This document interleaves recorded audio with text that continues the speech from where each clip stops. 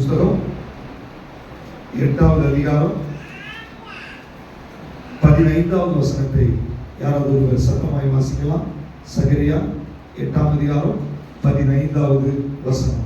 இந்நாட்களில் எருசலேமுக்கும் யூதாவுக்கும் நன்மை செய்யும்படி திரும்ப நினைத்தேன், பயப்படாதீர்கள். இந்த புதிய வருடத்துல 2025ஆம் வருடத்துல ஆண்டவர் நமக்காக நம்மோடு கூட பேசுகிற வார்த்தை என்னன்னு சொன்னா, இந்நாட்களிலே அப்படின்னா தேவன் ஏதோ ஒரு நாளை முன்குறித்திருக்கிறார். எப்போதாவது ஒவ்வொருத்தருடைய காரியத்திலேயும் ஒவ்வொரு நாளை அவர் முன்குறித்திருக்கிறார். ஏன்னா கானாவூர் கல்யாணத்துல கூட அவர் அற்புதம் செய்யும் போது என்னுடைய வேலை இன்னும் வரவில்லை அப்படின்றார். லாசருடைய அந்த மரணத்துல கூட அவருடைய நேரத்துக்கு தான் அவர் வந்தார். நம்முடைய ஆண்டவர் அதின் காலத்தில் நேர்த்தியாய் செய்கிற தேவன். ஹல்லேலூயா. எத்தனை பேர் விசுவாசிக்கிறீங்க? அவர் நேர்த்தியாய் செய்கிறவர். அவர் நேர்த்தியாய் செய்வதற்கான காலம் இந்த நாட்களாய் இருக்கிறது. ஹல்லேலூயா. ஆண்டவர் சொல்றார், 2025 உன் மேல் இருக்கிற வாக்குத்தத்தங்களும் உங்களுக்கான விடுதலைகளும் உங்களுடைய ஜெபத்திற்கான பதில்களும் தேடி வருகிற வருஷமாய் ஆண்டவர் மாற்றி கொடுக்க போகிறார். ஹல்லேலூயா. எத்தனை பேர் விசுவாசிக்கிறீங்க? இந்த நாட்களில் நான் ஆசீர்வாதத்தை பெற்றுக்கொள்ள போகிறேன். சொல்லுங்க, வாய்களை திறந்து. இந்த நாட்கள் என்னுடைய விடுதலையின் நாட்கள். இந்த வருஷம் என்னுடைய விடுதலையின் வருஷம். இந்த வருஷம் நான் சுதந்திரிக்கிற வருஷம். இந்த வருஷம் நான் ஆசீர்வாதத்தை பெற்றுக்கொள்ளுகிற வருஷம். அறிக்கை பண்ணுங்க, அறிக்கை பண்ணுங்க. ஆண்டவரிடத்தில் அதை பெற்றுக்கொள்ளுங்க. வசனத்தை உங்களுக்கு சொந்தமாய் மாற்றிக் கொள்ளுங்க. ஹல்லேலூயா, ஹல்லேலூயா. வார்த்தைகளை நமக்கு சொந்தமாய் நாம் என்ன பண்ணணும்? மாற்றிக் கொள்ள வேண்டும். அப்ப இந்த வசனம் சொல்லுகிறது, இந்நாட்களில் எருசலேமுக்கும் யூதாவுக்கும் நன்மை செய்யும்படி திரும்ப நான் நினைத்தேன். எருசலேமும் யூதாவும் என்பது பழைய ஏற்பாட்டின் காலகட்டத்தில் இஸ்ரவேல் ஜனங்களை குறித்தது.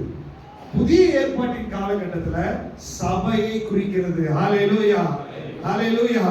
சபை என்றால் யாரு? நானே அவருடைய ஆலயமா இருக்கிறேன். நம்ம எல்லாம் சேர்வது சபை. ஹல்லேலூயா. அப்ப ஆண்டவர் சொல்றாரு, எனக்கு நன்மை செய்கிற நாட்கள் இந்நாட்களா இருக்கிறது. ஹல்லேலூயா, ஹல்லேலூயா. இங்கிலீஷ்ல என்ன சொல்லிருக்காரு? டிட்டர்மைன். அப்படின்னா நான் சபைக்கு நன்மை செய்வதற்காக தீர்மானித்து விட்டேன். சபை என்றால் யாரு? சொல்லுங்க, யார் சபை? அப்போ சபையாகிய உனக்கு நன்மை செய்யும்படி பரலோகத்தில் இருக்கிற தேவன் தீர்மானித்து விட்ட வருஷமா இருக்கிறது இது. ஹல்லேலூயா. எத்தனை பேர் விசுவாசிக்கிறீங்க? எனக்கு நன்மை செய்யும்படி. சொல்லுங்க, எனக்கு நன்மை செய்யும்படி தேவன் தீர்மானித்திருக்கிறார். யாரும் தடுக்க முடியாது. தீர்மானம் தேவனுடையது. ஹல்லேலூயா. எஸ்தரின் புத்தகத்துல ராஜாவுடைய முத்திரை அதுல விழுந்த உடனே, தீர்மானம் ஆகப்பட்டது உடனே சூசான் நகரமே கலங்கிருச்சு. ஏன்னா ராஜா ஒரு வார்த்தையில தீர்மானம் எடுத்தாருன்னா எடுத்திருந்தான்.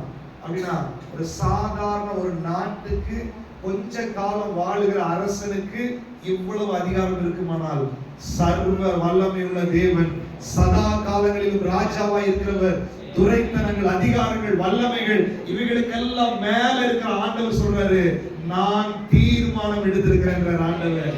நான் தீர்மானம் எடுத்திருக்கிறேன் ஆண்டவர். எத்தனை பேர் விசுவாசிக்கிறீங்க? சொல்லுங்க, ஆண்டவரே, எனக்காக நீர் தீர்மானம் எடுத்ததற்காக நன்றி. எனக்கு நன்மை செய்யும்படி நீர் தீர்மானம் எடுத்ததற்காக நன்றி. அறிக்கை பண்ணுங்க. விடுதலைகள் இந்த வருஷ துவக்கத்திலேயே பெற்றுக் கொள்வீர்கள். ஆண்டவர் உனக்கு நன்மை செய்யும்படி அவர் தீர்மானம் எடுத்திருக்கிறார். ஹல்லேலூயா. ஆண்டவர் சொல்றாரு, பயப்படாத. நீ பயப்படாத. பயப்பட வேண்டிய அவசியமே கிடையாது. ஹல்லேலூயா. சகரியா தீர்க்கதரிசன புத்தகம், சகரியாவால் தீர்க்கதரிசனம் சொல்லப்பட்ட காலகட்டம் என்னன்னு சொன்னா, இஸ்ரவேல் ஜனங்கள் பாபிலோன்ல அடிமைகளா இருந்து திரும்ப ஊருக்கு வந்துட்டாங்க. அவங்க தேவாலயம் பாழாய் போச்சு, இடிச்சிட்டாங்க.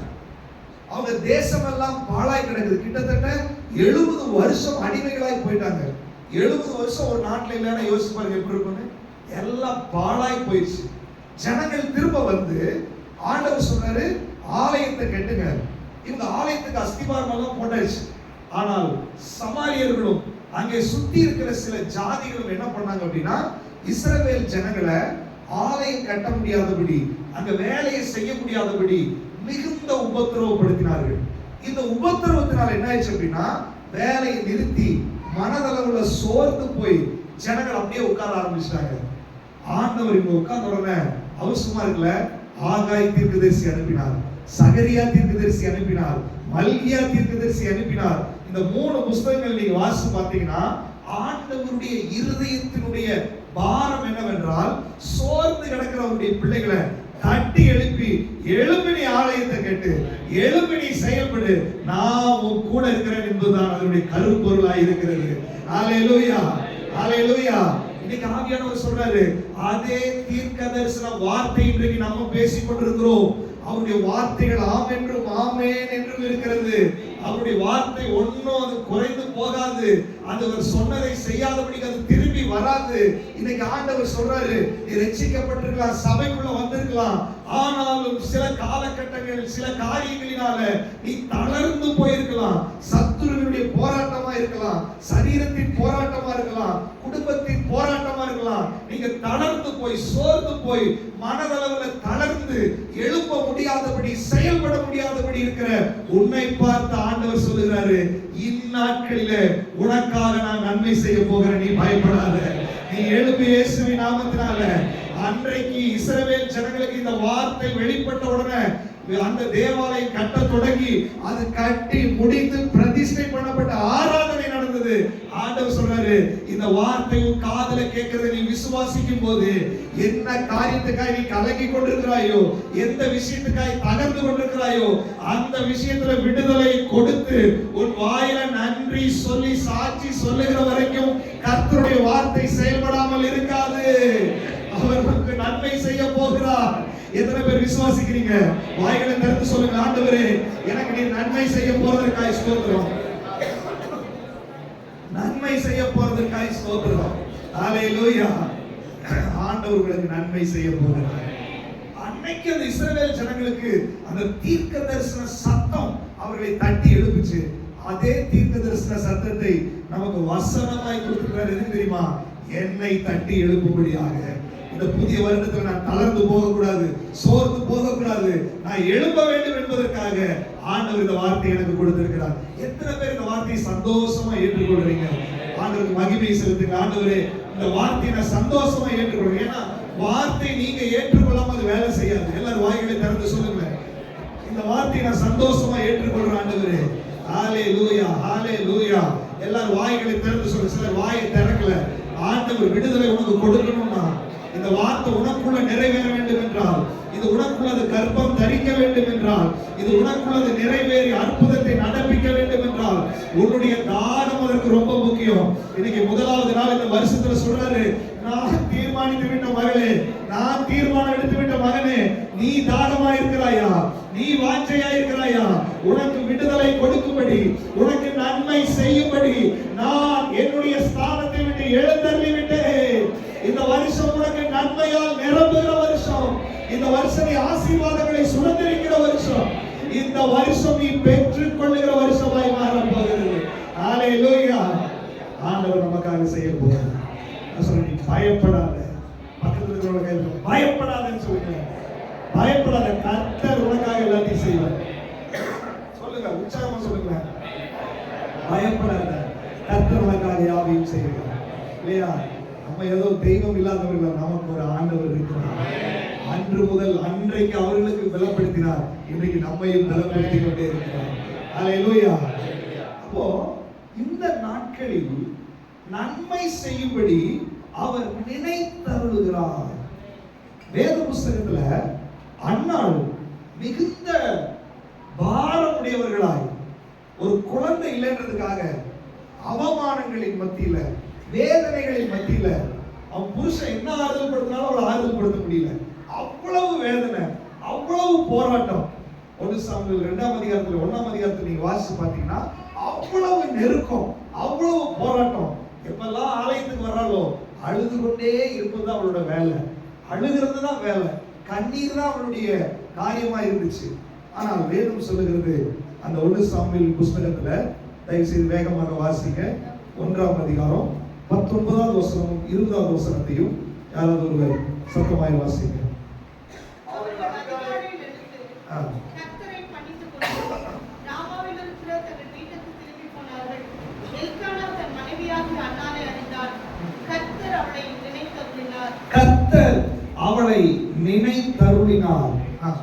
சில நாள் சென்ற பின்பு அன்னாள் கர்ப்பவதியாகி ஒரு குமாரனை பெற்று போதும். கர்த்தர் அவளை நினைத்தருளின போது எதுக்காக கவலைப்பட்டிருந்தாலோ, எதுக்காக வேதனைப்பட்டிருந்தாலோ அந்த விஷயத்தில் ஒரு விடுதலை நடந்துவிட்டது. ஹல்லேலூயா.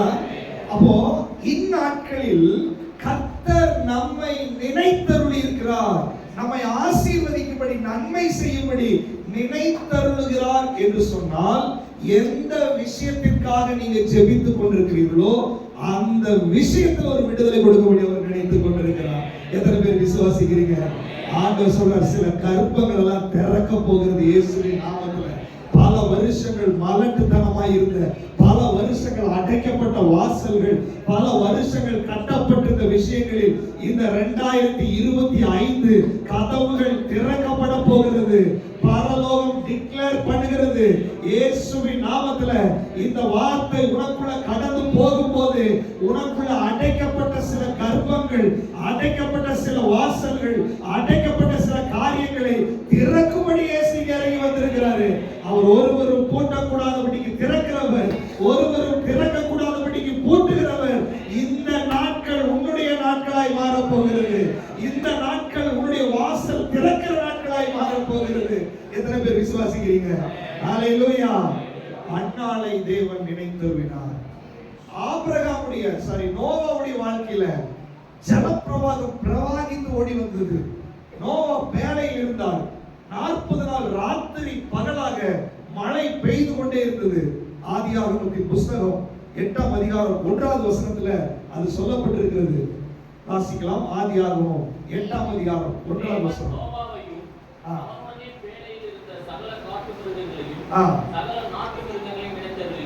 சகல காட்டு மிருகங்களையும் சகல நாட்டு மிருகங்களை என்ன பண்ணாரு?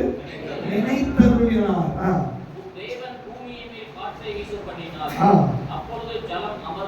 அப்பொழுது ஜலம் அமர்ந்தது. போதும். நல்லா கவனிச்சுக்கோங்க. 40 நாட்களாய் ராத்திரி பகலாய் ஜலம் பிரவாகித்து ஓடிக்கொண்டிருக்கிறது. உலகத்தில் இருக்கிற எல்லா ஜனங்களும் அழிக்கப்பட்டார்கள். உயர்ந்த பர்வதங்கள் எல்லாம் மூடப்பட்டுச்சு. நோவாவும் அவருடைய குடும்பமும் மிருக ஜீவன்களும் வேலையில உட்கார்ந்து இருக்கிறாங்க. என்னைக்கு திறந்து விடுவாரு தெரியல. 40 நாள் ஆயிட்டே இருக்குது. இவனும் உள்ள உட்கார்ந்துட்டே இருக்கிறான். ஒரு நாள் வந்துச்சு, ஆண்டவர் நோவாவை நினைத்தருளினார். ஹல்லேலூயா. நோவாவை மட்டுமல்ல, அவனோடு இருக்கிற மிருக ஜீவன்களையும் நினைத்தருளினார். அப்படி நினைத்து அருளின போது வசனம் சொல்கிறது, காற்று வீச பண்ணினார். காற்று பரிசுத்த ஆவியானவர். எப்பொழுதெல்லாம் ஆண்டவர் நினைக்கிறாரோ அப்பொழுதெல்லாம் பரிசுத்த ஆவியானவருடைய காற்று வீச தொடங்கும். ஹல்லேலூயா. ஏனென்றால் ஒரு விஷயத்தை செய்ய வேண்டும் என்றால் பரிசுத்த ஆவியானவர் அங்கு வர வேண்டும். கர்த்தருடைய ஆவி எங்கேயோ அந்த விடுதலை உண்டு. அந்த காற்று வீச பண்ணின உடனே ஜலமெல்லாம் அமர ஆரம்பிச்சது. 40 நாளாய் பொங்கி பொங்கி வந்தது. 40 நாளாய் உலகத்துல பயங்கர உக்கிரத்தோட அழிவை கொண்டு வந்தது. காற்று வீசின உடனே அடங்க ஆரம்பித்தது. ஹல்லேலூயா. இந்த 2025 ஆண்டவர் சொல்றாரு, கர்த்தர் நோவாவையும் அவன் குடும்பத்தையும் மிருக ஜீவன்களை நினைத்தது போல கர்த்தர் உன்னையும் உன் மனைவியையும் பிள்ளைகளையும் உனக்குண்டான சகலத்தையும் நினைத்தருளுகிற வருஷமா இருக்க போகிறது. எத்தனை பேர் விசுவாசிக்கிறீங்க? அதை நினைத்தருளினார் என்று உன்னுடைய இருதயத்தில் நீ விசுவாசிக்கும் போது அதை நிறைவேற்றும்படி பரிசுத்த ஆவியானவருடைய காற்று வீச தொடங்குகிறது. ஆவியானவர் செயல்பட ஆரம்பித்து விட்டார். இன்னைக்கு யாரெல்லாம் இந்த வார்த்தையை காதுல கேட்டுக் கொண்டிருக்கிறீர்களோ, பரிசுத்த ஆவியானவருடைய வல்லமை அந்த வார்த்தையை நிறைவேற்றும்படி உனக்குள்ளாக செயல்படுகிறது. அந்த வார்த்தையை நிறைவேற்றும்படி உறுதிப்படுத்தும்படி இப்பொழுதே உன்னுடைய குடும்பத்திற்குள்ளாய் கடந்து போகிறது. இனி ஜலப்பிரவாகம் கொந்தளிக்காது. இனி சத்துரு போராட முடியாது. அதை அடக்கும்படி பரிசுத்த ஆவியானவர் இறங்கி வருகிறார். அதை அடக்கும்படி பரிசுத்த ஆவியுடைய வல்லமை வெளிப்படுகிறது. எத்தனை பேர் விசுவாசிக்கிறீங்க? ஆழத்தின் மதகுகள் ஸ்டாப் ஆக ஆரம்பிச்சிருச்சு. ஜலம் குறைய ஆரம்பிச்சிருச்சு. ஆண்டவர் சொல்றாரு, 25 உன் குடும்பத்துக்கு எதிராய், பிள்ளைகளுக்கு எதிராய், ஜனங்களுக்கு எதிராய் கொந்தளிச்சு கொண்டிருந்த கொந்தளிப்பு எல்லாம் அடக்கும்படி பரிசுத்த ஆவியானவர் செயல்பட போகிறார். இது பரிசுத்த ஆவியானவருடைய காலகட்டமாய் மாறப் போகிறது. எத்தனை பேர் விசுவாசிக்கிறீங்க? உங்க பிரச்சனைகளை சொல்லி சொல்லுங்க, ஆண்டவரே இதெல்லாம் அடங்க போறதுக்காய் ஸ்தோத்திரம். வாய்களை திறந்து சொல்லுங்க. பிசாசுக்கு எழுப்பி போராட முடியாது, எல்லாத்தையும் அடக்க போகிறார் ஆண்டவர். வாய்களை திறந்து சொல்லுங்க. வாய்களை திறந்து அறிக்கை பண்ணுங்க, அறிக்கை பண்ணுங்க, அறிக்கை பண்ணுங்க, அறிக்கை பண்ணுங்க. வாய்களை திறந்து அறிக்கை பண்ணுங்க, வாய்களை திறந்து அறிக்கை பண்ணுங்க. வாய்களை திறங்க, விரிவாய் தர ஆண்டவருடைய சமூகத்துல விரிவாய் தர அந்த வார்த்தையை பிடித்து அறிக்கை பண்ண. ஆண்டவரே நான் விசுவாசிக்கிற ஆண்டவரே, எனக்கு எதிராய், என் குடும்பத்துக்கு எதிராய், என் பிள்ளைகளுக்கு எதிராய் போராடுகிறேன் எல்லாத்தையும் நீங்க அடக்க போறதற்காய் ஸ்தோத்திரம். முடிவுக்கு வர போறதற்காய் ஸ்தோத்திரம். நிறுத்த போறதற்காய் ஸ்தோத்திரம். ராபா ஹந்தா ராகா லாஷா கரா பரிசுத்த ஆவியானவர் நிறுத்துகிறார். நீ அறிக்கை பண்ணும்போது, நீ வாயை திறந்த வார்த்தையை உச்சரிக்கும் போது, இதோ பரிசுத்த ஆவியானவருடைய காற்று உன் குடும்பத்தில் வீச ஆரம்பிக்கிறது. பரிசுத்த ஆவியினுடைய வல்லமை உன் குடும்பத்தில் வெளிப்பட ஆரம்பிக்கிறது. அதை நிறுத்தும்படி கர்த்தர் வெளிப்படுகிறார். போராட்டத்தை நிறுத்தி போட போகிறார். வாதைகளை நிறுத்த போகிறார். நிறைய காரியத்துக்கு முற்றுப்புள்ளி வைக்கிற ஆண்டாய் 2025 ஆண்டவர் வைக்கிறார். உன்னோட போராடி கொண்டிருக்கிற அநேக விஷயங்களுக்கு முற்றுப்புள்ளி வைக்க போகிறார் ஆண்டவர். எத்தனை பேர் விசுவாசிக்கிறீங்க? அல்லேலூயா சொல்லுங்க. ஆண்டவர் நினைத்தருளும் போது அற்புதம் நடக்க ஆரம்பிக்கிறது. அல்லேலூயா. அப்ப பாருங்க, தேவன் நினைத்தருளுகிறார், ஆவியானவர் அதை செயல்படுத்துகிறார். நீங்க உங்க வாயில் அதை உச்சரிக்கும் போது பரிசுத்த ஆவியானவர் அதை செயல்படுத்தும்படி இறங்கி வருவார். அல்லேலூயா.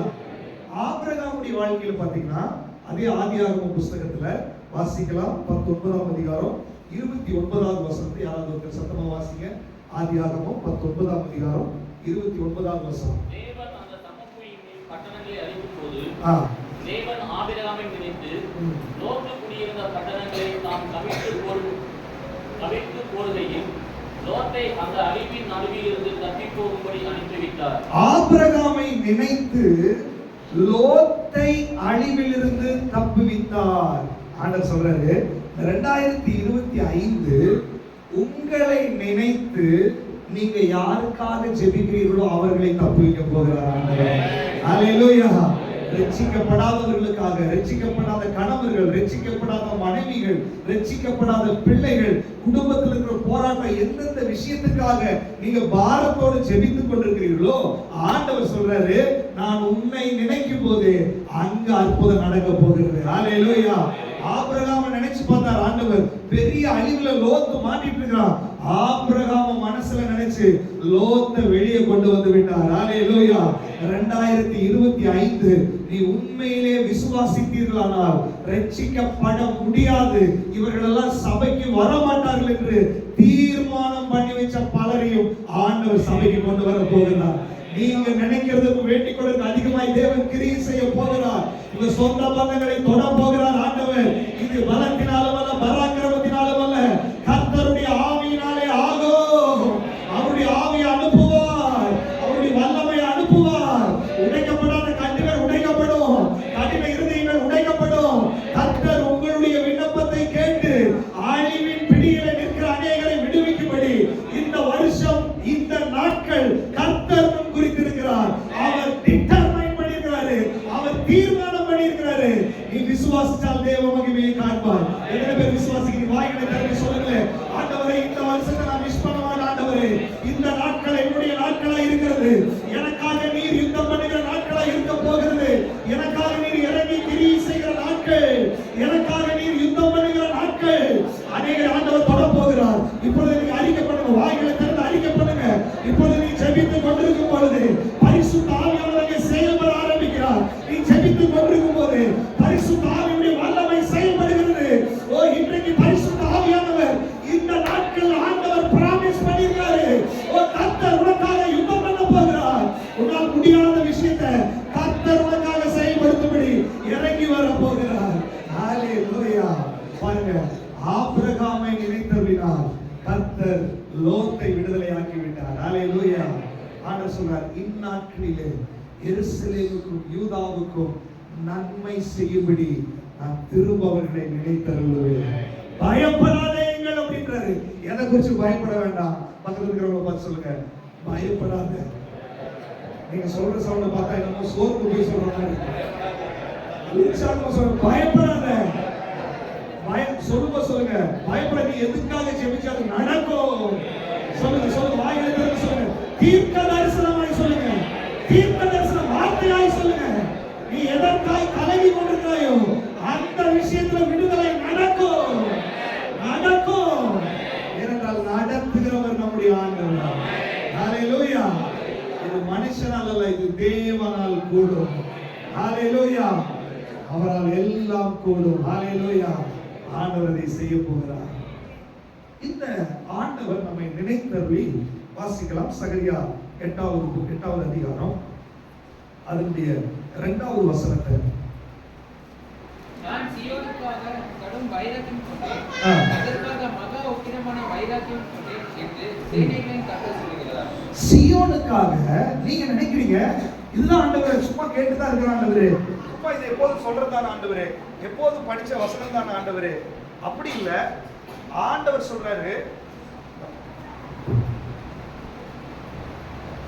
ஆண்டவர் சொல்றாரு, நான் எருசலேமுக்காகவும் சீயோனுக்காகவும். அந்த 2 வார்த்தை போட்டிருக்குது. என்ன போட்டிருக்கு?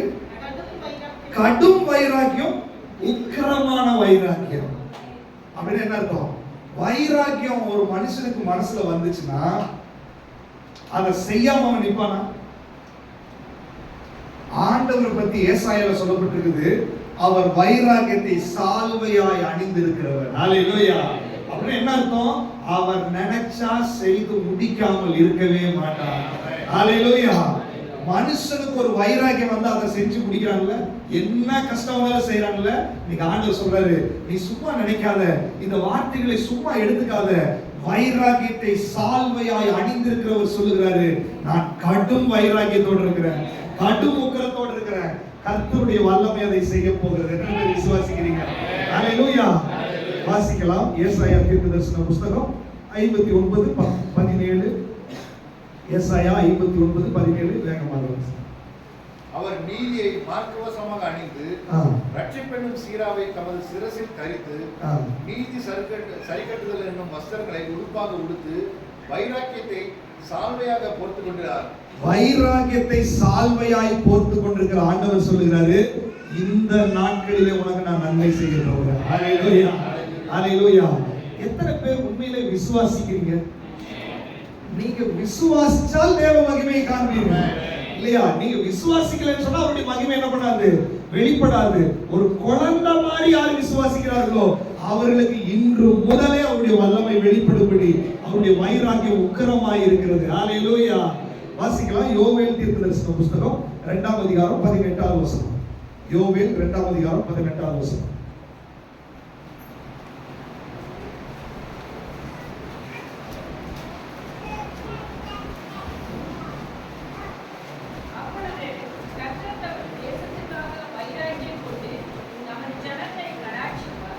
தம்முடைய தேசத்திற்காக வைராக்கியம் கொண்டு தம்முடைய ஜனத்தை என்ன பண்ணுவாராமா? கடாட்சிப்பார். ஆண்டவர் சொல்றாரு, உங்களுக்காக வைராக்கியம் கொண்டு உங்களை கடாட்சிக்கிறது. அப்படின்னா இங்கிலீஷ்ல என்ன போட்டுருக்குது? யோவேல் 2வது அதிகாரம் 18வது வசனம். பாதுகாக்கிற ஒரு அர்த்தத்துல அது வரும்.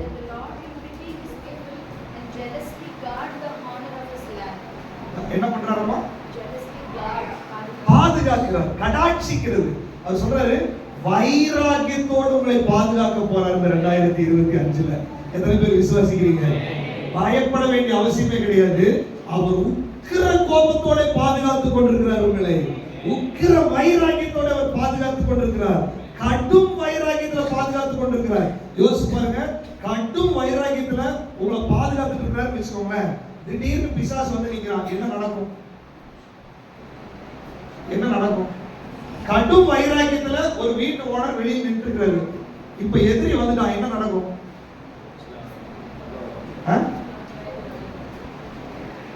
நான் தமிழ்ல தான் சொல்றேன்னா இல்ல வேற ஏதாவது லாங்குவேஜ்ல சொல்றேன்னா, கடும் கோபத்துல ஒருத்தர் நின்று இருக்கிறாரு. அவர் யாரு மேல கோபமா இருக்கிறாரோ அவன் வந்துட்டான். இப்ப என்ன நடக்கும்? அப்ப ஒரு மனுஷனுக்கே அப்படி நடக்குதுன்னா, சர்வ வல்லமையுள்ள ஆண்டவர் அவருடைய வல்லமை கடும் வைராகியத்தோட நம்மை பாதுகாத்துக் கொண்டிருக்கிறது. இந்த வருஷம் முழுவதும் அவர் உங்களுக்காக பாதுகாப்பு கொடுக்க போகிறார். எலக்ட்ரிக் கம்பி தொட்டா அந்த யானைகள்லாம் வச்சிருக்காங்க பாருங்க, உள்ள வந்துச்சுன்னா அது மிதிச்சுன்னா யானையே செத்து போயிடும். அந்த மாதிரி கர்த்தர் தம்முடைய வைராகியத்தை உங்களுக்கு பாதுகாப்பாய் வைத்திருக்கிறார். சத்துரு தொட்டானா தெரிச்சு போய் விடுவார். ஹalleluya. எத்தனை பேர் விசுவாசிக்கிறீங்க? சொல்லுங்க, ஆண்டவருடைய பாதுகாப்புக்காய் நன்றி ஆண்டவரே. சொல்லுங்க, பாதுகாப்புக்காய் நன்றி. என்னை பாதுகாப்புப்படி நீ வைராகியமா இருக்கிறதுக்காய் நன்றி. இந்த வருஷம் விசேஷித்த பாதுகாப்பு கொடுத்ததற்காய் நன்றி. விசேஷித்த ப்ரொடெக்ஷன் கொடுத்ததற்காய் நன்றி. ஆண்டவர் வைராகியத்தோட அதை செய்ய போகிறார். ஹalleluya. பாருங்க, அவர் கடும் வைராகியமா இருக்கிறார் எருசலேமுக்காக. அடுத்தது அதனுடைய 12வது வசனத்தை வாசிங்க. 8ஆம் அதிகாரம் 12வது வசனம். ஒரு நிமிஷம் நல்லா கவனிச்சுக்கோங்க. அவர் இந்த நாட்களிலே நம்மை நினைத்தருளி நமக்கு நன்மை செய்யும்படி ஆண்டவர் இதெல்லாம் செய்யணும் முடிவு பண்ணாரு. அது சும்மா இல்ல, கடும் வைராகியத்துல என் பிள்ளையை நான் ஆசீர்வதிச்சே ஆவேன், என் பிள்ளைக்கு விடுதலை கொடுத்தே ஆவேன்னு சொல்லி வைராகியமாய் ஆண்டவர் இறங்கி இருக்கிறார். அவர் இறங்கும் போது ரிசல்ட் எப்படி வரும் அப்படின்னா வாசிங்க. விதைப்பு சமாதானமா இருக்கும். திராட்சை செடி தன் கனியை தரும். திராட்சை செடி தன் கனியை தரும். பூமி தன் பலனை தரும். பூமி தன் பலனை தரும். வானம் தன் பணியை தரும். வானம் தன் பணியை தரும். இந்த ஜனத்தில் மீதியானவர்கள் இதையெல்லாம் சுதந்திரிக்க கட்டளையிடுவேன். பாருங்க, விதைப்பு, திராட்சை செடி, பூமி, வானம் எல்லாம் அதனுடைய வேலையை செஞ்சு நமக்கு ஆசீர்வாதத்தை கொண்டு வரும். ஹalleluya. அப்படி என்ன அர்த்தம்னா, ஒரு விதை கீழே போட்டா அந்த விதை நல்லா இருக்கணும் முதல்ல. அடுத்தது வானம் திறந்து மழை பெய்யணும், பனி பெய்யணும், அப்புறம் அது முளைக்கணும், அது செடியாய் மாறணும், அது பலம் கொடுத்தாதான் ஆசீர்வாதம். அப்போ ஆசீர்வாதம் என்பது ஏதோ ஒரு சம்பந்தப்பட்ட விஷயம் அல்ல, எல்லாம் கைகூடி வந்தால்தான் ஒரு முழுமையான ஆசீர்வாதம் வரும். ஆண்டவர் சொல்றாரு, இந்த விதைப்பு, அறுப்பு, பனி, மழை எல்லாமே ஒண்ணா வந்து கைகூடி வந்ததுனால ஆண்டவர் சொல்றாரு, நான் உன்னை நினைத்தருளி இருக்கிறதுனால இந்த வருஷம் எல்லாம் கைகூடி வரப்போகிறது. ஹalleluya. கைகூடி வராதவர்களெல்லாம் கைகூடி வரப்போகிறது. ஒண்ணு வரல, ஒண்ணு டிலே, இது நடக்க மாட்டேங்குது, இது பிரச்சனை, இது நல்லா இருக்கு, இது நல்லா இல்ல, இது பிரச்சனையா இருக்குது, அந்த வேலைக்கே இடம் கிடையாது. இந்நாட்கள் கர்த்தர் தீர்மானம் பண்ணியிருக்கிறாரு, உனக்கு நன்மை செய்யும்படி எல்லாம் கைகூடி வரப்போகிறது. ஹalleluya. எத்தனை பேர் விசுவாசிக்கிறீங்க? வாய்களை திறந்து சொல்லுங்க, எனக்கு எல்லாம் கைகூடி வரப்போகிறது. சொல்லுங்க, எல்லாம் கைகூடி வரப்போகிறது. வாய்களை திறந்து சொல்லுங்க, கைகூடி வரப்போகிறது. நான் பெற்றுக் கொள்வேன். தடை வராது, போராட்டம் வராது. அவர் சொன்னது நிறைவேறும். வாக்குத்தத்தங்கள் நிறைவேறும். வாக்குத்தத்தங்கள் ஆம் என்றும் ஆமென் என்றும் இருக்கிறது. நான் விசுவாசிக்கிறேன். ஆண்டவர் பெரிய காரியங்களை செய்ய போகிறார். பாருங்க, அற்புதத்தை செய்ய போகிறார். அடுத்த ஆசீர்வாதம் எப்படி? 13வது வசனம். சம்பவிப்பது என்னவென்றால், யூதா வம்சத்தாரே, சபையாரே, ஷாரோன் சபையாரே, இஸ்ரவேல் வம்சத்தாரே, நீங்கள் புறஜாதிகளுக்குள்ளே சாபமாய் இருந்தது போல ஆசீர்வாதமாய் இருக்கும்படி நான் உங்களை ரட்சிப்பேன். ஹalleluya. அது இங்கிலீஷ்ல ரொம்ப தெளிவா போட்டுருச்சு. symbol of curse into source of blessing ஆ மாத்த போகிறாராங்க. ஹalleluya. நீ சாபத்தின் சின்னமாய் இருந்தத ஆசீர்வாதத்தின் உறைவிடமாய் ஆண்டவர் மாற்ற போகிறார். ஹalleluya. ரட்சிக்கப்பட்ட நாளிலிருந்து, ஆண்டவரை ஏற்றுக்கொண்ட நாளிலிருந்து போராட்டம், பிரச்சனை, வறுமை, தரித்திரம் என்று சொல்லி உன்னை பார்த்து சாபமாய் ஜனங்கள் ஏளனமாய் பார்த்திருக்கலாம். ஜனங்கள் உங்களை ஒரு நிர்விசாரமாய் பார்த்திருக்கலாம். உன் வாழ்க்கை ஒரு சாபமா இருக்கலாம். இது நடக்கல, நீ ஜெபம் பண்ணி என்ன ஆச்சு, சபைக்கு போய் என்ன ஆச்சு, இந்த மாதிரிலாம் கேள்வி வந்துச்சு இல்லையா? ஆண்டவர் சொல்றாரு, நீ ஒரு சிம்பிள் ஆஃப் கர்ஸ் ஆயிருந்தாய், நீ ஒரு சாபத்தின் சின்னமாய் இருந்தாய், அநேகருடைய கேள்வி பழி சொல்லுக்கு நீ ஆளாயிட்டு இருந்த. ஆனா 2025 இந்த நாட்கள் நான் உன்னை நினைத்திருக்கிறதுனால ஆண்டவர் சொல்றாரு சோர்ஸ் ஆஃப் பிளெஸிங் ஆய் மாற போகிறது, ஆசீர்வாதத்தின் உறைவிடமாய் மாற போகிறீர்கள். அப்படின்னு என்ன அர்த்தம்? உங்ககிட்ட இருந்து தான் ஆசீர்வாதம் வெளியே கடந்து போக போகிறது.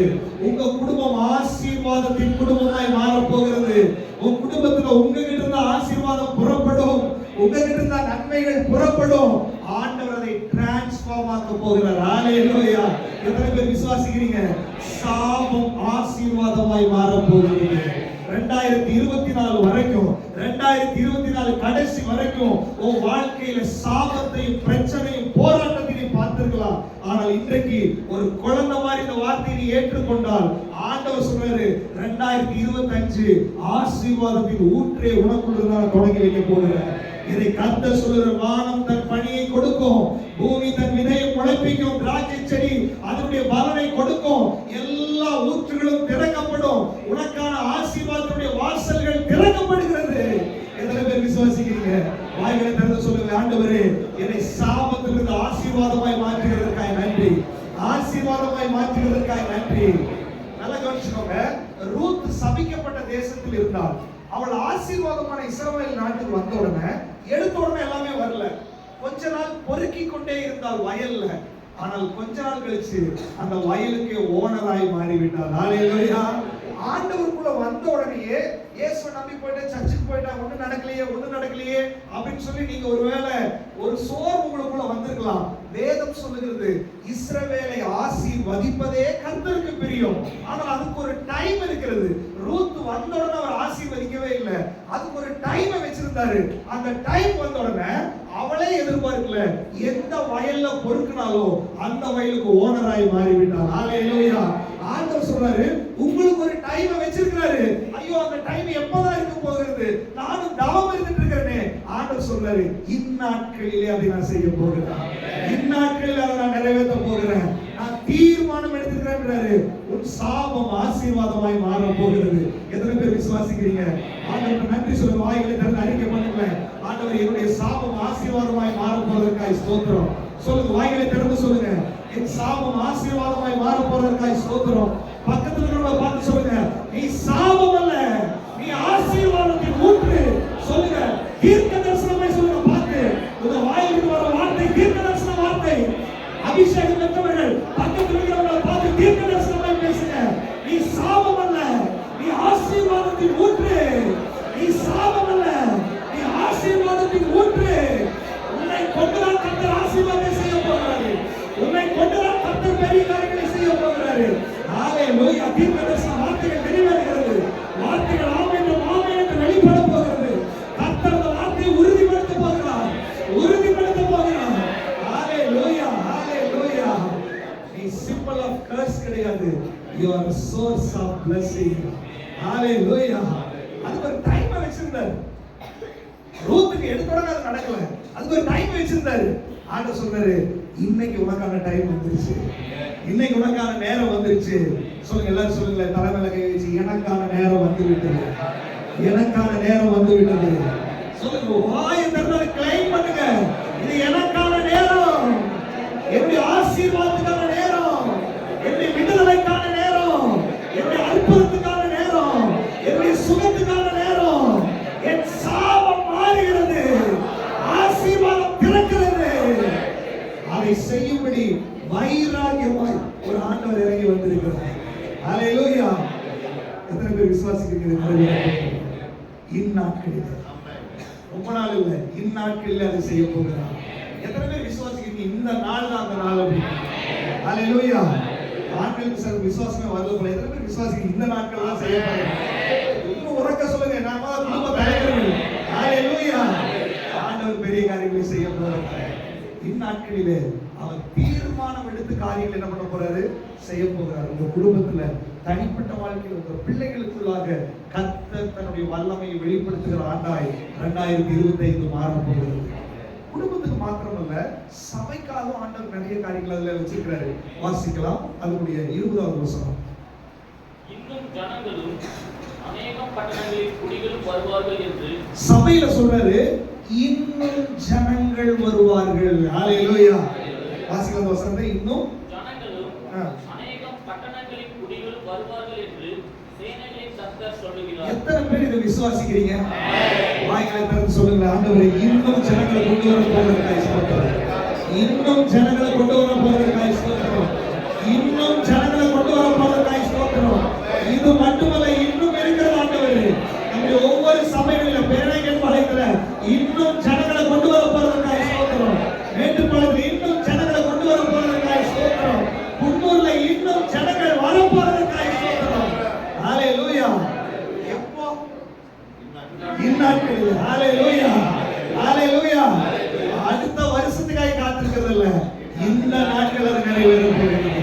ஹalleluya. இன்னும் ஜனங்கள் வந்தாங்கன்னா லீட் பண்றது யாரு? அப்ப அதுக்கு ஆட்கள் எழும்ப வேண்டும். நீங்க ஆயத்தமா இருக்கணும். இன்னும் ஜனங்களை ஆண்டவர் கொண்டு வர போகிறார். இந்நாட்களில் அதை செய்ய போகிறார். அப்ப நான் எப்ப ஊழியத்துக்கு ஒப்பு கொடுக்கிறது? இந்நாட்களில். இந்நாட்களில். ஹalleluya. எத்தனை பேர் இந்நாட்களில் நான் ஊழியத்துக்கு ஒப்பு கொடுக்க போறேன்? ஹalleluya. இந்நாட்களில் கர்த்தர் உங்களை பயன்படுத்த போகிறார். என்னைக்கோ ஒரு காரியத்துக்காக பயன்படுத்துறது இல்ல, இந்நாட்களில் உங்களை வல்லமையாய் பயன்படுத்த போகிறார். இந்நாட்களில் உங்களை மகிமையாய் பயன்படுத்த போகிறார். ஹalleluya. அடுத்து 21வது வசனம் வாசிங்க. ஒரு பட்டணத்தின் குடிகள் மறு பட்டணத்தின் குடிகளிடத்தில் போய் நாம் கர்த்தருடைய சமூகத்தில் விண்ணப்பம் பண்ணவும் சேனைகளின் கர்த்தரை தேடவும் தீவிரித்து போவும் வாருங்கள், நாங்கள் போவோம் என்று சொல்லுவார்கள். ஒரு பட்டணத்தின் குடிகள் இன்னொரு பட்டணத்துக்கு போய் அவங்க கிட்ட போய் சொல்லுவாங்களா? தேவனிடத்துக்கு போல தீவிரித்து வாங்கன்னு சொல்லிட்டு சொல்லுவாங்களா? அப்படின்னா கோயம்புத்தூர் பட்டணத்தில் இருக்கிற ஜனங்கள் இவங்க போய் வேற பட்டணத்துக்கு போவார்கள். மதுரைக்கு போவாங்க, சென்னைக்கு போவாங்க, அல்லது பக்கத்துல இருக்கிற எந்த திருப்பூருக்கு போவாங்க. பக்கத்துல இருக்கிற பட்டணங்களுக்கு போய் அங்க இருக்கிற ஜனங்கள் கிட்ட சொல்லி ஸ்லோவா இல்ல, தீவிரித்து சபைக்கு கொண்டு வருவார்கள். ஹalleluya. அப்ப பாருங்க, இன்னும் ஜனங்கள் வருவார்கள். அவர்கள் ஸ்லோவா வர மாட்டார்கள், தீவிரித்து வர போகிறார்கள். ஹalleluya. ஆண்டவர் தீர்க்க தரிசனமா இந்த வார்த்தைகளை வைத்திருக்கிறார். அதை நிறைவேற்றும்படி ஆண்டவர் செயல்பட போகிறார். எப்ப தீவிரித்து வருவார்கள் அப்படின்னா, பட்டணத்தில் ஒரு பட்டணத்தில் இருக்கிற ஜனங்கள் இன்னொரு பட்டணத்துக்கு போக வேண்டும். யார் போக முடியும்? ஆல்ரெடி ஆண்டவர் யாரை ஏற்படுத்தி வைத்திருக்கிறாரோ, நம்ம இந்த பட்டணத்தில் இருக்கிறோம், நம்ம புறப்பட்டு போய் அடுத்த பட்டணத்தில் இருக்கிறவர்களோடு பேச வேண்டும். அதுதான் ஊழியம். ஹalleluya. எத்தனை பேர் அதை செய்ய போகிறீங்க? இந்நாட்களில் அது நடக்க போகிறது. எப்போ அதை செய்ய போகிறோம்? இந்நாட்களில். இந்த வருஷம் எல்லாரும் எழுப்ப போகிறீங்க. இயேசுவின் நாமத்தில் இந்த வருஷம் அநேகரை ஆண்டவர் எழுப்ப போகிறார், அநேகரை செயல்படுத்த போகிறார். தீர்க்க தரிசனமா சொல்ற இந்த நாட்களில் இதுவரை அடையாளம் காணாதவர்கள் நம்ம சபையில் எழுப்ப போகிறார்கள். அடையாளம் காணாத முகங்களை ஆண்டவர் சொல்லிக்க வைக்க போகிறார். அநேக பேர் அபிஷேகம் வித்தியாசமாய் வெளிப்பட போகிறது. உங்க மேல இருக்கிற அபிஷேகத்தை நீங்களே ஆச்சரியப்படத்தக்க வகையில அது உங்களுடைய சபைக்குள்ள நீ முடங்கி இருக்க மாட்டாய். நீ பட்டணங்களுக்கு புறப்படுவாய், நீ தேசங்களுக்கு புறப்படுவாய், நீ புறப்பட்டு போய் கர்த்தருடைய வல்லமை அறிவிப்பாய். நீ பேசும்போது ஜனங்கள் தீவிரித்து வருவார்கள், தீவிரித்து வருவார்கள். ஜனங்களை தீவிரமாய் கொண்டு வரக்கூடிய ஒரு மேக்னெட் பவரை உங்க மேல ஆண்டவர் வைத்திருக்கிறார். அபிஷேகம் என்ற தேவ பிள்ளையே, அபிஷேகம் என்ற சகோதரனே, சகோதரியே, இந்த நாட்கள் கர்த்தர் உனக்கு அபிஷேகத்தை வெளிப்படுத்தி வெளிரங்கமாக்குற நாட்களாய் மாறப் போகிறது. ஹalleluya. நீ எழும்பினாதான் சபை எழுப்ப முடியும். அநேகரை எழுப்ப போகிற எத்தனை பேர் விசுவாசிக்கிறீங்க? ஹalleluya. தீவிரித்து ஜனங்கள் என்ன பண்ணுவாங்க? சபைக்கு வருவார்கள். அடுத்த வசனம் 22. அநேக ஜனங்களும் பலத்த ஜாதிகளும் எருசலேமிலே சேனைகளின் கர்த்தரை தேடவும் கர்த்தருடைய சமூகத்தில் விண்ணப்பம் பண்ணவும் வருவார்கள். அநேக ஜனங்கள் வருவார்கள், பலத்த ஜாதிகள் எல்லாம் வருவார்கள். பலத்த ஜாதி. சில முத்திரை போட்டு வச்சுக்கோ, இவங்களெல்லாம் தொடவே முடியாது, இவங்களுக்கெல்லாம் சுவிசேஷமே சொல்ல முடியாது, இவங்களுக்கெல்லாம் மனம் திரும்பவே மாட்டார்கள். ஆண்டவர் சொல்றாரு, இந்த தேசத்துல பலத்திருக்கிற ஜாதிகள் மத்தியில ஒரு அசைவை உண்டாக்கும்படி கர்த்தருடைய வல்லமை வெளிப்பட போகுது. லோக்கல் பீப்பிள் சபைக்கு வருவார்கள். ஹalleluya. இந்த தேசத்தினுடைய குடிகளை ஆண்டவர் தொடப்ப எத்தனை பேர் விசுவாசிக்கிறீங்க? நம்மை கூட ஆண்டவரை செய்ய போகிறார். பலத்த ஜாதிகள் வருவார்கள். அவருடைய பலம் எல்லாம் உடைக்கப்பட போகிறது. கர்த்தரே அவருடைய பலமாய் மாற போகிறார். அவர்கள் நம்பி இருக்கிற எல்லாத்தையும் ஆண்டவர் முறியடித்து கர்த்தரே தேவன் என்பதை அறிக்கை செய்யும்படி மாற்ற போகிறார். எத்தனை பேர் விசுவாசிக்கிறீங்க? பலத்த அநேக ஜனங்களும் பலத்த ஜாதிகளும்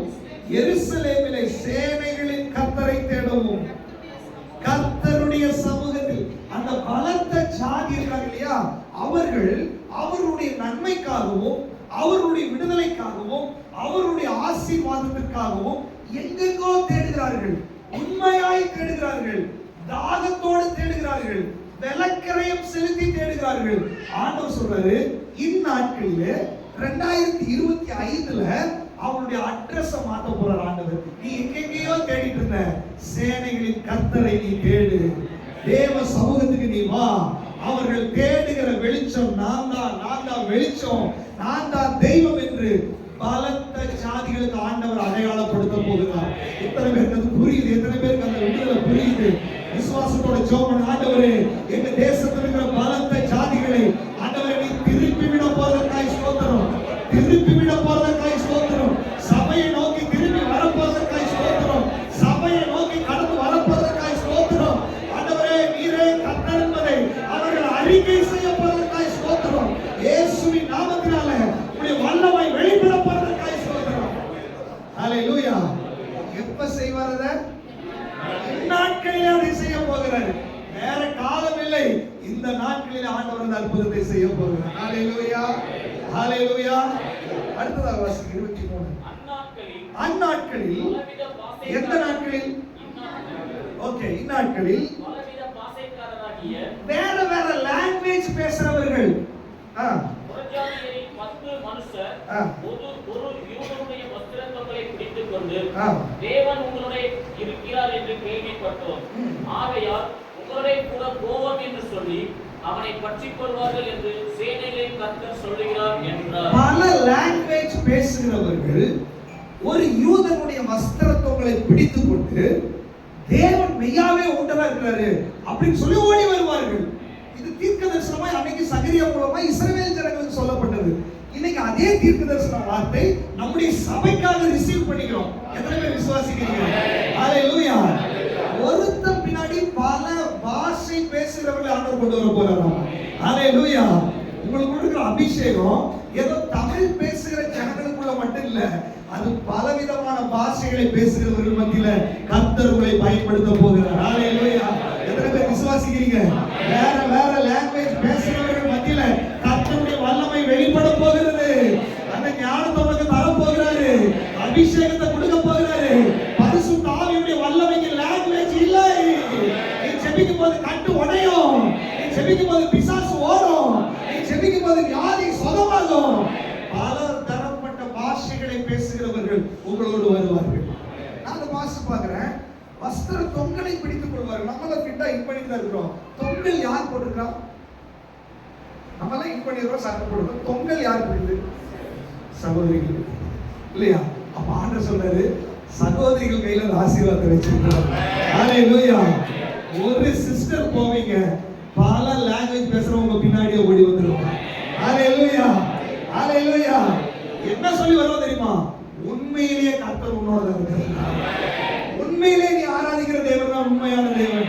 2025 நீ ஆராதிக்கிற தேவன் யாருன்னு மற்ற ஜனங்களுக்கு காண்பிக்கக்கூடிய ஆண்டாய் மாற போகிறது. ஹalleluya. எத்தனை பேர் அப்படியே சகோதரிகள் மேல கையை நீட்டி ஜெபம் பண்ண, ஆண்டவரே அப்படிப்பட்ட அபிஷேகத்தை காட்டாமல் ஜெபிக்கிறோம். இவர்கள் வஸ்திர தொங்கல் அபிஷேகத்தின் தொங்கலாய் மாறுவதாக இயேசுவின் நாமத்தில பலதரப்பட்ட பாஷைகளை பேசுகிறவர்கள் வருவார்களாக. கூட்டம் கூட்டமாய் ஜனங்கள் வருவார்களாக. 2025ல ஸ்திரீகளை கொண்டு ஒரு பெரிய எழுப்புதலை ஆண்டவர் செய்ய போகிறார்.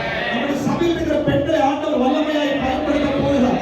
சில அபிஷேகம் பெற்ற தேவ பிள்ளைகளுடைய அந்த வல்லமை அவர்களுக்கு புறப்பட போகிறது. இயேசுவின் நாமத்தில ஒரு டுனாமிக்ஸ் பவர் நம்முடைய பெண்களுக்குள்ள வெளிப்பட போகிறது.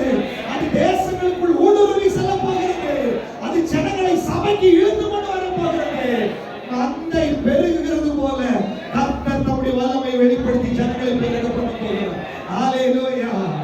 பல பாஷைகளை பேசுகிறவர்களை ஆண்டவர் கொண்டு வர போகிறார். ஹalleluya. எத்தனை பேர் விசுவாசிக்கிறீங்க? ஹalleluya. அடுத்ததாக 10ஆம் அதிகாரம் 1வது வசனத்தை வாசிங்க. பின்மாரி காலத்தினுடைய மழையை கர்த்தரிடத்தில் வேண்டிக் கொள்ளுங்கள். அப்பொழுது கர்த்தர் மின்னல்களை உண்டாக்கி வயல்வெளியில் அவரவருக்கு பயிரிடாத அவரவருக்கு மழையை கட்டளையிடுவார். பின்மாரி காலத்து மழையை நீங்கள் வேண்டிக் கொள்ளுங்கள் அப்படின்னா இது ஒரு எழுப்புதலின் பின்மாறி. ஹalleluya, ஹalleluya. முன்மாறி அப்போஸ்தலர் நடவடிக்கைகள் 2ஆம் அதிகாரத்தில் வெளிப்பட்டது. இப்ப பாருங்க, இங்க நம்ம சபைக்காக வாசல் இல்லையா, இது அப்படியே அப்போஸ்தலர் 2ஆம் அதிகாரத்தில் நடந்துச்சு. அவர்களுக்குள்ள பரிசுத்த ஆவியானவர் இறங்கின உடனே பல லாங்குவேஜ் பேசுறவங்க எல்லாம் வந்துட்டாங்க. இது என்னமா நடக்குமோ, இது என்னதுன்னு சொல்லிட்டு எல்லாரும் வந்துட்டாங்க. நீங்க ஆண்டவர் சொல்றாரு, அது முன்மாறி, அதே மாதிரி ஒரு பின்மாறி மழை வரப்போகிறது. அதற்காக சபையை நீ ஜெபித்துக் கொள். எழுப்புதலின் காலம் வரப்போகிறது. அந்த எழுப்புதல் வரும்போது அதுக்காக சபை விசுவாசி ஜெபிக்கும் போது ஆண்டவர் சொல்றாரு, வேண்டிக் கொள்ளுங்கள், அப்பொழுது கர்த்தர் மின்னல்களை உண்டாக்கி பரிசுத்த ஆவியுடைய வல்லமை மின்னல் மாதிரி வெளிப்பட போகிறது. ஹalleluya.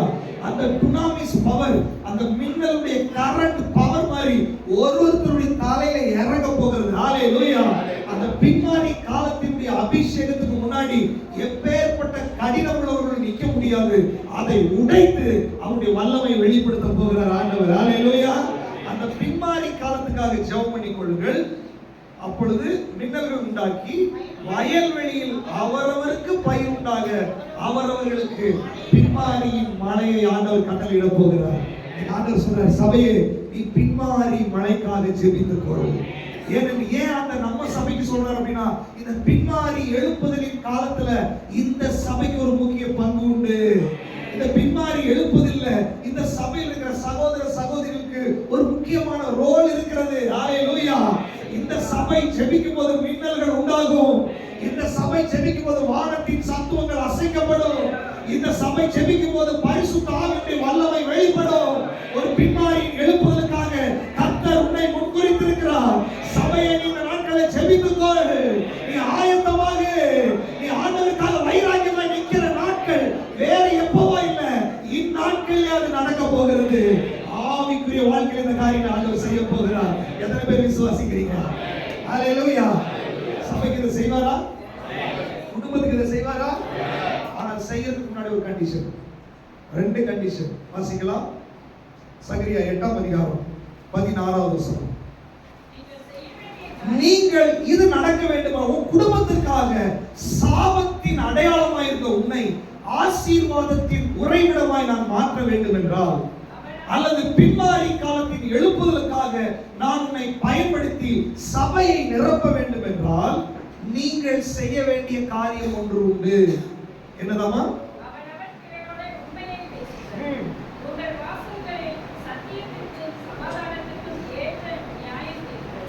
அப்ப பாருங்க, ஏதோ பெரிய விஷயத்தை சொல்ல வராரா அப்படின்னு நினைச்சா ஒண்ணு இல்ல.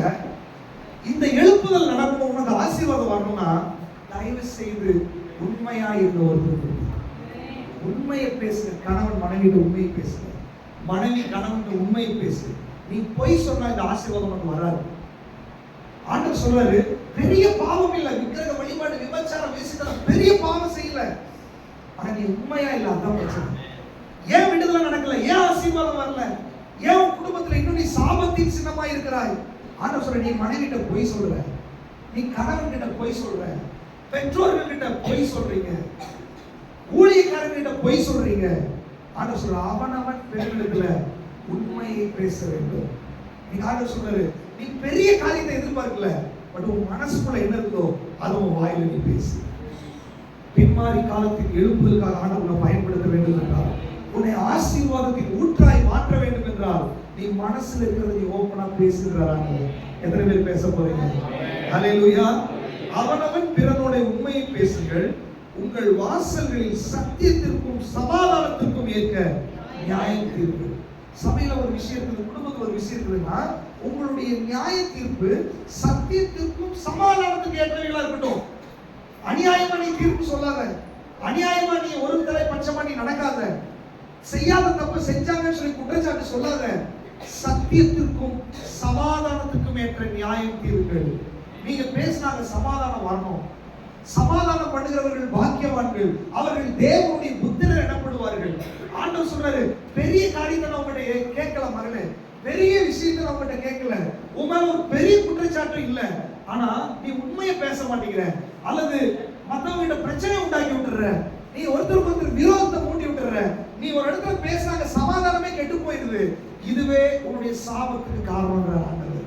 ஆண்டவர் சொல்றாரு, இந்த புது வருஷத்துல நான் தீர்மானம் பண்ணிட்டேன், உன்னை ஆசீர்வாதத்தின் அடையாளமா நான் மாத்தணும், ஆசீர்வாதத்தின் உறைவிடமா உன்னை மாத்தணும், பின்மாறி காலத்தின் எழுப்புதலுக்கு உன்னை நான் பயன்படுத்தணும், சபையில நீ ஒரு தூணா இருக்கணும்னு சொல்லி இந்த வார்த்தையை காதுல கேட்டுக்கொண்டிருக்கிற ஒவ்வொருத்தரோட ஆண்டவர் பேசுறாரு. அதற்கு ஆண்டவருடைய ரெக்வெஸ்ட் என்ன தெரியுமா? தயவு செய்து நீ உண்மையை பேசு, தயவு செய்து மற்றவங்களோட நீ நியாயம் தீர்க்கும் போது அநியாயமா நீ நியாயம் தீர்க்காத, அல்லது சமாதான கேடு வர்ற மாதிரி பேசாத. குடும்பத்துல நீ பேசினா சமாதான கேடு வருதா? உண்மையிலதான் பிரச்சனை இருக்குது. நீ பேசும்போது பிரச்சனை பெருசாகுதா? உங்ககிட்டதான் ப்ராப்ளம் இருக்குது. நீ பேசும்போது சமாதானம் உண்டாகணும், நீ பேசும்போது ஒரு ஐக்கியம் உண்டாகணும், ஒரு நீதி அங்க நடக்கணும்னு ஆண்டவர் எதிர்பார்க்கிறார். எத்தனை பேர் அதுக்கு ஒப்பு கொடுக்க போறீங்க? ஆண்டவரே நான் அதை செய்யற ஆண்டவருக்கு சொல்லி ஒப்பு கொடுங்க. இதுவே உங்களுடைய ஆசீர்வாதத்தின் துவக்கமாய் மாற போகிறது. ஹல்லேலூயா. இரண்டாவது காரியத்தை ஆண்டவர் எதிர்பார்க்கிறார். 17வது வசனம்.